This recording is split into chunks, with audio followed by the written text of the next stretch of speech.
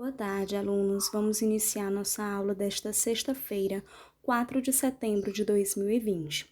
Nossa aula de hoje é nossa aula de História e vamos fazer a correção da atividade da aula passada.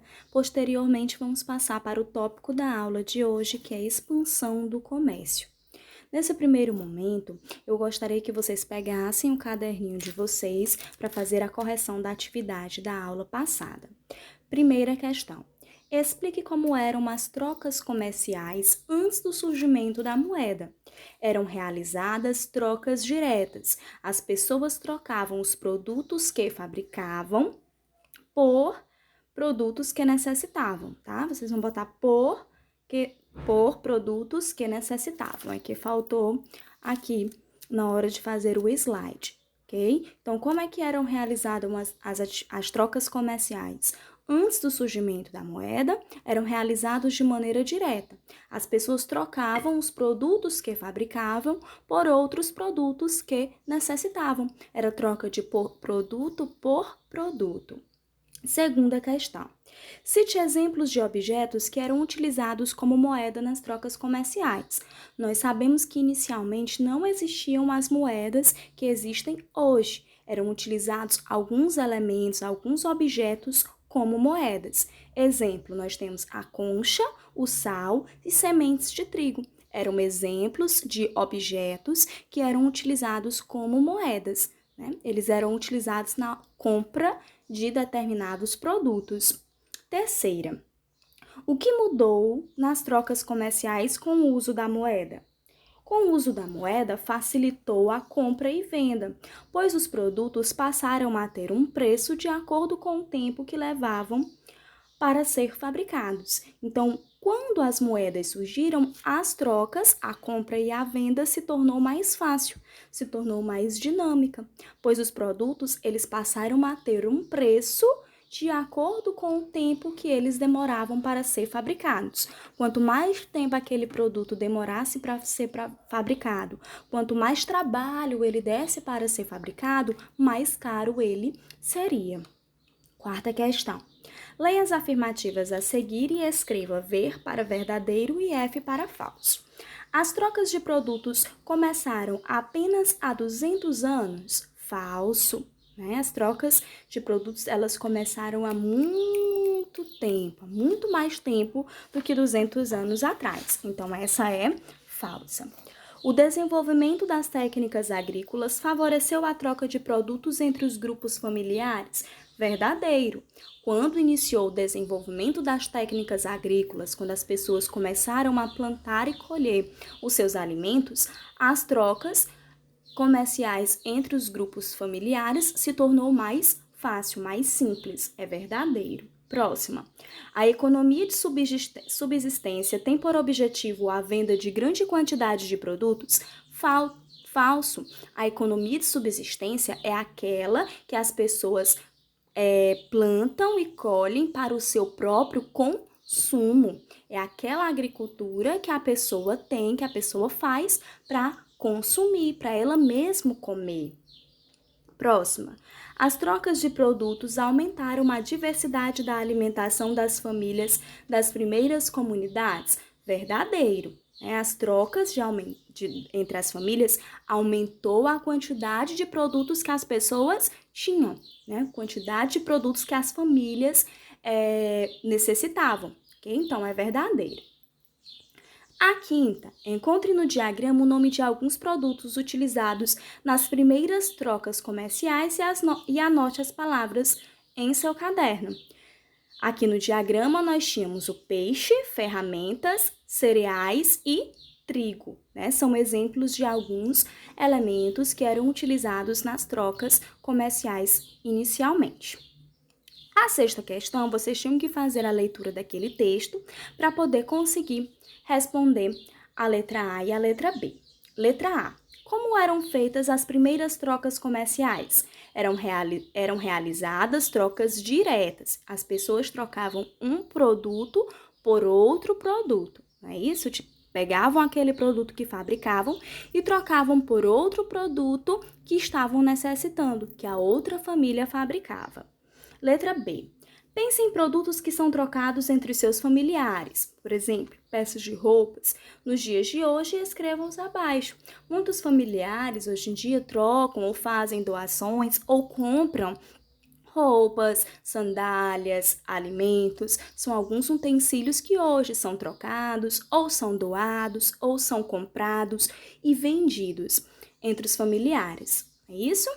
Então vamos lá para a nossa aula de hoje, que é a expansão do comércio e as rotas comerciais.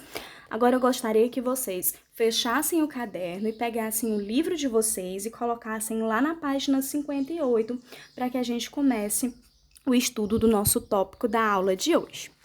A expansão do comércio e das rotas comerciais. Até o século XV, o comércio marítimo entre Europa e Ásia era feito apenas pelo Mediterrâneo. Né? Então, até o século XV, o comércio marítimo, ou seja, quando as pessoas entravam nas suas embarcações, nos seus navios, para comprar e vender produtos, eram feitas apenas pelo mar Mediterrâneo. Só era utilizado o mar Mediterrâneo. Por ali, mercadorias traziam tecidos de seda, mercadores traziam tecidos de seda, tapeçarias, pedras preciosas, porcelanas e especiarias que eram vendidas por toda a Europa. Então, lá nas embarcações, lá nos comércios, os mercadores, quem são mercadores, professora? São aquelas pessoas que compravam e vendiam os produtos. Então, os mercadores, eles compravam o quê? O que eles usavam para vender? Era tecidos de sedas, tapeçarias, pedras preciosas, porcelanas e especiarias. Esses produtos, eles vinham da África e da região que incluía territórios que hoje correspondem ao Japão, à China, Índia e Indonésia, que os europeus, à época, chamavam de Índias. Então, aquele espaço ali onde as pessoas vendiam os seus produtos, que hoje é a região da China, do Japão, da Índia, os mercadores naquela época eles chamavam só de Índias. Então era ali que era as Índias, que era o local onde eles compravam as especiarias e eles vendiam também. As especiarias são produtos como cravo, canela, noz moscada, baunilha, gengibre e pimenta, usadas para temperar e conservar os alimentos e na fabricação de remédios e perfumes. Elas eram caras no mercado europeu, pela dificuldade em trazê-las de locais distantes e pouco acessíveis. Então, essas especiarias, que são esses produtos, eles eram caros. Por quê? Porque se tinha dificuldade para trazê-los, eles só eram encontrados em lugares distantes. Então, quanto mais trabalho desse para encontrar essas especiarias, mais caras elas seriam. O comércio das especiarias e de artigos de luxo era muito lucrativo e controlado por mercadores árabes e italianos da cidade de Gênova e Veneza, que dominavam as rotas marítimas do mar Mediterrâneo. Então, esse comércio, tanto dessas especiarias, que são esses produtos, era o cravo, a canela, a noz moscada, e os artigos de luxo, ele era muito lucrativos. Então, quem trabalhava com essa compra e venda desses produtos ganhava muito dinheiro. Era muito lucrativo para eles e eram só os mercadores árabes e italianos que conseguiam realizar isso, porque eles dominavam aquele território ali do mar Mediterrâneo. Eles começaram as navegações e começaram a dominar. Então, eram eles que faziam esse comércio. Muitos países, porém, queriam participar desse vantajoso comércio. Para isso, era preciso estabelecer uma nova rota marítima. Então, muitos outros países estavam vendo que o comércio era muito lucrativo, que eles estavam ganhando muito dinheiro. Então, eles queriam também fazer parte daquele lucro. Queriam também ganhar aquele dinheiro. Então, eles começaram a procurar outros lugares, outros caminhos, outras rotas marítimas, já que aquela do Mediterrâneo era apenas para os árabes e italianos. Então, eles empenharam em chegar às Índias. Outros povos europeus, como os portugueses, enviaram embarcações para contornar a África pelo Oceano Atlântico. Depois de muitas expedições, O navegador português Bartolomeu Dias conseguiu, entre 1487 e 1488, alcançar o temido Cabo da Boa Esperança, no sul da África. Então, eles se empenhavam em quê? Em conseguir chegar às Índias para poder fazer parte desse comércio lucrativo. 10 anos depois, Vasco da Gama, realizando o mesmo percurso, alcançou finalmente Calicut, na Índia, uma importante região que fornecia especiarias. Os lucros obtidos com essa viagem foram reinvestidos em outras expedições que ajudaram Portugal a se tornar o maior centro europeu do comércio de especiarias do século XVI. Então, inicialmente, eles encontraram um novo caminho para poder chegar nas Índias. Não é isso? Eles conseguiram encontrar um outro caminho, até que o Vasco da Gama conseguiu chegar nas Índias, alcançou a ilha lá das Índias, que era um local que tinha muitas especiarias, e começaram a praticar esse comércio, a vender e a comprar. Isso se tornou tão lucrativo que eles começaram a investir novamente em embarcações, investir novamente em novas viagens para ganhar ainda mais dinheiro. Aqui no livrinho de vocês, essa imagem é um detalhe da caravana do Marco Polo. Aqui é uma caravana, certo? De uma espécie de viagem, certo? Que foi do Marcos Polo, certo? Do Marcos Polo, que era um navegador veneziano que viajou para a Índia. Aí nós temos uma ilustração de como foi a caravana dele, a viagem que ele realizou. Agora vamos mudar aqui para a página 60. Mudanças na navegação. Alguns povos europeus tinham pouco conhecimento sobre os oceanos e acreditavam que, além dos limites conhecidos, existiam monstros marinhos que atacariam as embarcações. A maior parte das viagens marítimas eram feitas próximas ao litoral e não em mar aberto. Por isso, descobrir a rota do cabo e o navegador, além dos marcos conhecidos, não foi uma tarefa fácil. Então, os europeus, eles não conheciam muito bem os oceanos, eles não sabiam o que teria ali, o que eles conseguiriam encontrar ali. E eles acreditavam também que existiam monstros marinhos. Por quê? Porque muitas embarcações sumiam, desapareciam, não voltavam mais, porque os navegadores se perdiam pelo oceano. Só que na época eles acreditavam que sumiam porque tinham monstros marinhos que capturavam essas embarcações. Então, conseguir encontrar esse novo caminho não foi muito fácil, porque eles tinham esse medo. Técnicas e instrumentos.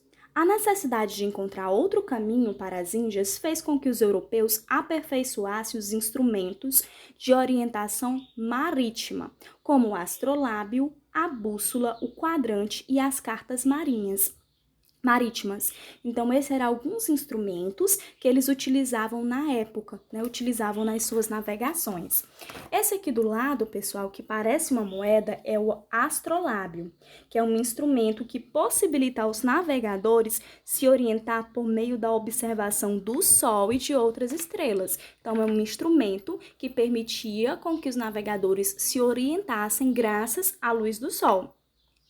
Essa aqui é a bússola, que é um instrumento com uma agulha de ímã que aponta sempre para o norte.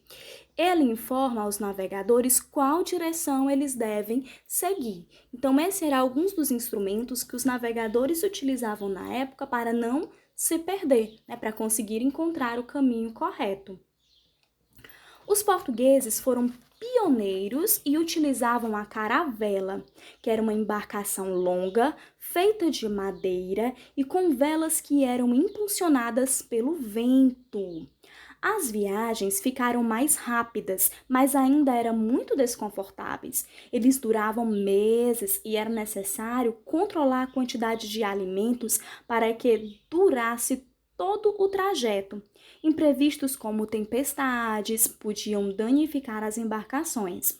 As precárias condições de higiene provocavam doenças e mortes, e mesmo com as melhorias, ainda existia o risco de naufrágios ou de as embarcações se perderem no mar. Olha só, pessoal, aqui no livrinho de vocês, nós temos um exemplo de caravelas, tá? Caravelas, eram essas embarcações ágeis, eram mais ágeis para a época, e velozes, e eles tinham 2 tipos de velas. Por isso que recebe esse nome, caravelas, né? Porque eles tinham velas. As triangulares possibilitavam fazer manobras mais facilmente. Já as quadradas, elas eram impulsionadas pelo vento, aumentando a velocidade. Olha só como eram as caravelas. Então, mas mesmo com essa melhoria, digamos assim, as embarcações se tornando mais rápidas, existiam ainda muitas situações que os navegadores passavam, né? Eles passavam muitos meses viajando, então eles tinham que controlar o seu alimento, né? O alimento não podia acabar, senão eles morreriam de fome. Eles passavam por tempestades, por situações difíceis, e como eles também não tinham como ter toda aquela higiene, tomar banho, escovar os dentes, eles acabavam pegando algumas doenças que podiam levar até a morte dos navegadores. Aqui eu trouxe para vocês outra imagem, certo? De uma outra caravela, para vocês observarem. A imprensa permitiu que os povos adquirissem conhecimentos sobre geografia, ciências e navegação e que eles fossem divulgados por todo o mundo. Aqui nós temos a caravela, olha só. Vocês podem observar que eles possuem também, do mesmo jeito da imagenzinha do livro de vocês, eles possuem as caravelas triangulares e possuem as velas triangulares e possuem as velas quadradas. Não é isso? E aqui nós temos o astrolábio, que era um instrumento que eles utilizavam, certo? Para poder se orientar, utilizando a luz do sol, ok? E a atividade de hoje é a atividade da página 59 e 61. Lá na página 59, vocês vão responder a primeira e a segunda questão, certo? Que são especiarias, por que elas eram utilizadas. Na segunda questão, vocês vão observar esse mapa e responder. Por que muitos países europeus precisavam encontrar uma nova rota? Que fatores foram as principais mudanças do percurso entre as rotas marítimas? O que levou as pessoas a mudarem o seu percurso? E lá na página 61, vocês vão responder a terceira, a quarta e a quinta. Terceira também, vocês vão observar a imagem, certo? E responder as questões. Como são os animais representados na imagem? Esses animais que tem nessa imagem aí. Letra B. Quais dificuldades os navegadores enfrentaram para conhecer as rotas marítimas? Que foi que eles as dificuldades que eles tinham? Quarta, para que serviam os 2 tipos de vela das caravelas? Né? A triangular e a quadrada. Servia para quê? Quinta, assinale com um X os recursos que facilitavam a navegação do século XV.